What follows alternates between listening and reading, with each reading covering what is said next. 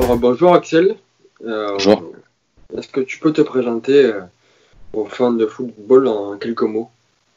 Alors, je suis Axel Vitris, un ancien joueur du Nîmes Olympique de la promotion 2002. Mhm. Je suis ailier droit ou gauche.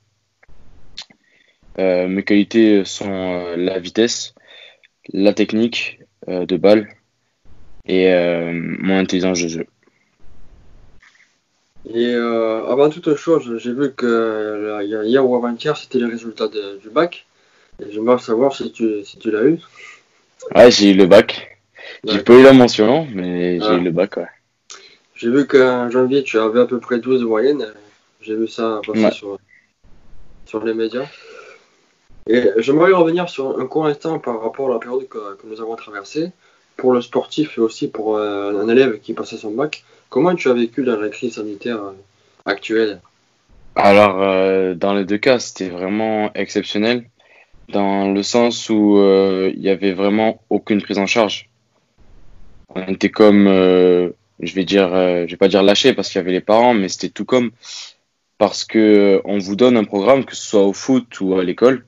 Mhm. On vous donne des cours, on vous donne des horaires de cours, on vous donne des devoirs. Libre à nous de les faire, en fait. Libre Ouais. à nous de les faire. Après, il y a les conséquences qui suivent, mais Et libre à nous de les faire. Et au football, au niveau du foot, on vous donne un programme, en fait, à suivre pendant, je vais dire, pendant la durée du confinement. On nous a donné toute la durée du confinement, on nous a donné à peu près le programme.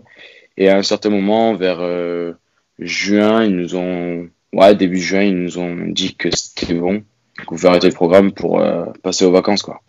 d'accord. Et d'après toi, c'est le foot ou la terminale où j'avais été le plus suivi? Au niveau de l'école, on est beaucoup plus suivi. D'accord.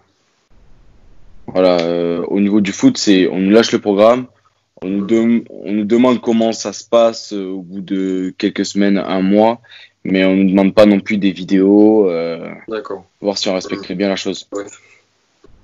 C'était pas la prison, quoi. Ah, Et est-ce que tu es resté chez toi ou est-ce que tu étais toujours dans le centre de formation durant la crise sanitaire? alors non, j'ai dû rester chez moi parce qu'ils avaient fermé tous les centres pendant Mhm. la crise.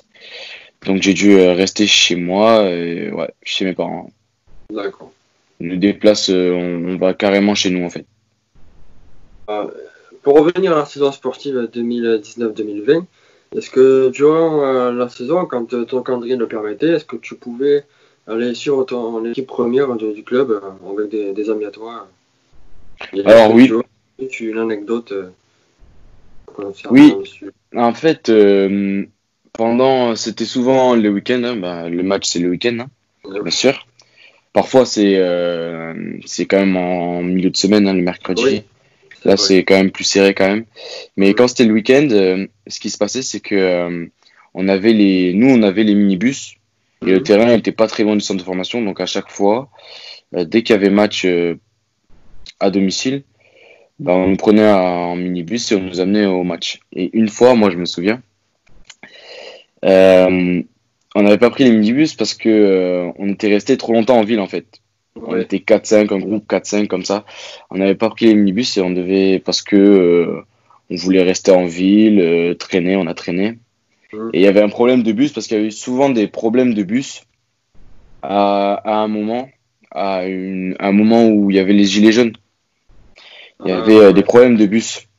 Mhm. Donc du coup, le bus ne passait pas et comme nous, on voulait prendre le bus en dernière minute pour Mhm. arriver juste pour Le être match. dans le minibus et pour être ensuite pour repartir vers le match, ben, on a dû y aller Mhm.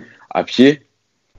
Ah oui. Et juste après ça, la personne qui s'occupe de nous au centre euh, c'est vraiment énervé et nous avait interdit de match pendant quelques semaines. Du coup, ça a été Et bien serré. finalement, ouais. Et finalement, le match, vous l'avez vu ou pas du tout? Le match, on l'a vu, Ouais. mais En après, entier? après, ouais, en entier, ouais, mais après, on avait, voilà, et même les semaines avant où on pouvait quitter le match juste avant parce que l'équipe perdait ou quoi à la 80e, on avait plus le droit, on pouvait plus partir. On était obligé de rester. Ouais, ouais, c'est une punition un peu bizarre quand même. C'était Quand ouais, même, c'était obligation de suivre. Au début, on n'avait pas, on avait pendant une semaine, on a vraiment pas eu le droit d'y aller. Ils voulaient pas qu'on y aille et ensuite on avait obligation d'y aller. d'accord, Vraiment carrément. obligation. C'est-à-dire que on était déjà obligés en soi, mais ils obligeaient pas déjà les majeurs. Les majeurs Ouais. qui étaient au centre, ils les obligeaient pas. Et une fois qu'on a fait ça, bah ils ont obligé les majeurs Mhm. et on devait rester jusqu'au bout. Il y a une question aussi que j'avais pas prévu de poser. Est-ce que le club vous demande par exemple un suivi des matchs chez les pros par exemple? Est-ce qu'ils posent des questions pour savoir si vous avez bien suivi le match, si vous avez repéré des erreurs Alors chez les non, joueurs qui étaient sur le terrain?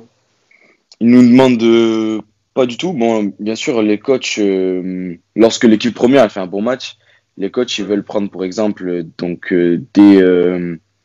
dès la semaine qui arrive d'entraînement, ils vont nous dire vous avez vu ce qu'ils ont fait, nanana, Ouais, nanana. Mais on n'a vraiment on n'avait pas une fiche où il fallait marquer, ouais, il y a eu telle action d'accord. ou telle action. Ouais, d'accord. Ensuite, les footballeurs ont tous presque les réseaux sociaux à l'heure actuelle, donc Facebook, Instagram, Snapchat. Et est-ce que le club vous a communiqué des choses par rapport aux réseaux sociaux? Est-ce que ce qu'il faut dire, ce qu'il faut pas dire, hein, comment on s'en sert? Alors, nous, je sais que dans certains clubs, ils le font.